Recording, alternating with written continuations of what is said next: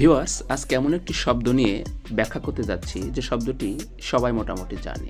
দেখুন, as as শব্দটি প্রধানত একটি অর্থে ব্যবহৃত হয়, সেটা আমরা সবাই জানি, কিন্তু এর আরেকটি অর্থ আছে যেটা আমরা অনেকেই অনুমান করতে পারি না।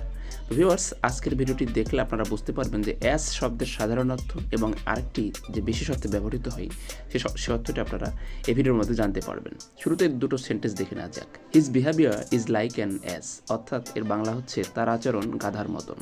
এবং 2 নম্বর সেন্টেন্সটি লক্ষ্য করুন। He always enjoyed ass fucking video, অর্থাৎ তিনি সবসময় যৌনসঙ্গম ভিডিও উপভোগ করেন। আশা করি ভিউয়ার্স বুঝতে পেরেছেন দুই সেন্টেন্সে অ্যাসের দুইটি অর্থটা কীরকম দাঁড়ালো। এরপরে আমরা সিনোনিমকে দুটি ভাগে ভাগ করেছি।